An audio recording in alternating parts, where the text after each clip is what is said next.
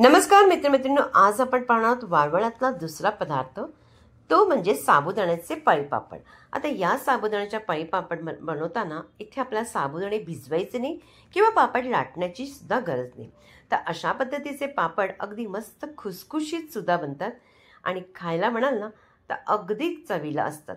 तुम्ही जेव्हा जेवणाच्या ताटात तुम्ही अशा पद्धतीचे पापड घेऊ शकता। त्याचबरोबर मुलांना सहज संध्याकाळच्या वेळी त्यांना काही खावंसं वाटलं तरी बनवून देऊ शकता।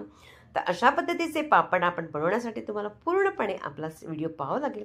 तर चला जास्त आणखीन काही न बोलता पटकन रेसिपीला सुरुवात करूया। सगळ्यात अगोदर आपण काय करायचं, एक कोणताही पॅन घ्या, त्याच्यामध्ये आपण घ्यायचे एक वाटी घ्यायचं म्हणजे साबुदाणे। साबुदाणे चांगले अगदी मंद आचेवर छान भाजून घ्या। भाजल्यानंतर ते थोडेसे फुलले जातात। जेव्हा आपल्याला कळलं की थोडेसे ते दुप्पट जरासे झाले तर तेव्हा गॅस बंद करून साबुदाणे थंड करायचे। थंड केल्यानंतर ते मिक्सरच्या भांड्यात काढायचे आणि ह्याचा ना अगदी पावडर करून घ्यायचे। कुठेही दाणा राहता कामा नये, छान असा पावडर करून घ्या। आता हा पावडर झाला त्याला बाजूला ठेवून देऊया। त्याचबरोबर त्याच्यामध्ये घालण्यासाठी आपण घेणार आहोत कच्चे बटाटे। बटाटे स्वच्छ धुवून घ्यायचे आणि नंतर सोलून घ्यायचे। आता हे बटाटे मी पाव किलो घेतले, हवं असल्यास तुम्ही अर्धा किलो सुद्धा बटाटे घेऊ शकता। बटाटे स्वच्छ सोलून घेतल्यानंतर पाण्यातच घालायचे, कारण काळे पडता कामा नये, आणि पाण्यातच त्याला किसून घ्यायचं। किसणी मात्र थोडीशी जाडसर घ्या, बारीक अगदी घेऊ नका। आता हे बटाटे बघा सगळे मी किसून घेतले। किसल्यानंतर बराचसा त्याच्यामध्ये स्टार्च असतो, म्हणून काय करायचं, बटाटे स्वच्छ अगदी त्याला 2-3 पाण्याने छान असं आपण त्याला धुवून घ्यायचे। आता बटाटे स्वच्छ अगदी मी धुवून घेतलेत तर बघा अगदी छान असं अगदी स्वच्छ झालेत। तर आता काय करायचं, आता पापड करताना आपण त्याचं मिश्रण करायचं आहे। तर त्यासाठी पाणी किती लागेल, ज्या वाटीने तुम्ही साबुदाणे घेतले त्याच वाटीने आपण 9 वाटी घ्यायचे पाणी। अगदी परफेक्ट पाण्याचं प्रमाण आहे, कुठेही तुमचं चुकणार नाही, पापड अगदी परफेक्ट बनते। त्यानंतर इथे मी घालणार आहे हिरवी मिरचीची पेस्ट। याऐवजी तुम्ही चिली फ्लेक्स घालू शकता, जिरं थोडंसं घालू शकता, हवं असताच काहीच नसेल तर लाल तिखट घातलं तरी चालेल। मात्र आता हे मिरचीची पेस्ट टाकताना किंवा साबुदाण्याचा पावडर टाकताना गॅस बंदच ठेवायची। चवीपुरतं मीठ टाकले आणि आता हा साबुदाण्याचा पावडरही टाकले। मग नंतर हा पावडर टाकल्यानंतर थोडासा आपण त्याला अगोदर मिक्स करून घेऊया। त्या पाण्यामध्ये कुठे गुठळा राहता कामा नये म्हणून अगोदर मिक्स करायचा आणि नंतर त्याच्यामध्ये बटाट्याचा किस टाकायचा। बंद असल्यामुळे काय होतं की त्याच्यात कुठेही आपले ते गुठळा पटकन पडत नाही। आता मात्र गॅस लावायची, मंद आचेवर छान असं आपण परतत राहायचे।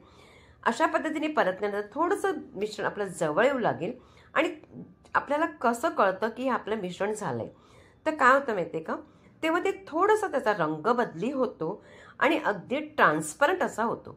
बघा या पद्धतीने ट्रान्सपरंट झाला की थोडंसं अजूनही तुम्ही आवाजलाच घट्ट करू शकता, पण माझ्या मते अशा पद्धतीने याचे पापड बरोबर परफेक्ट बनतात। आता हे मिश्रण आपलं झालेलं आहे, त्याला थंड करून घ्यायचं, पण पटकन सगळं न करता थोडंसं भांड्यामध्ये आपण काढून त्याला थंड करायचं। का प्लास्टिकवरती घालताना अगदी गरम गरम घालू नका, थोडंसं कोमट असलं तर हरकत नाही। आता इथे मी प्लास्टिकची शीट अशा पद्धतीने घातली आणि आता एक पळी असं आपण हे मिश्रण घालायचं आणि थोडंसं त्याला अगदी पसरवायचं। अशा पद्धतीने पसरवल्यामुळे काय होतं, पापड लगेच अगदी वाळलेही जातात आणि हे तुम्ही घरातच वाळवते। एक दिवस तुम्ही घरात वाळवू शकता आणि नंतर 2 दिवस चांगले अगदी कडकडीत उन्हात वाळवायचे। 2 दिवसानंतर अगदी आपले पापड अगदी छान अगदी व्यवस्थित वाळले जातात।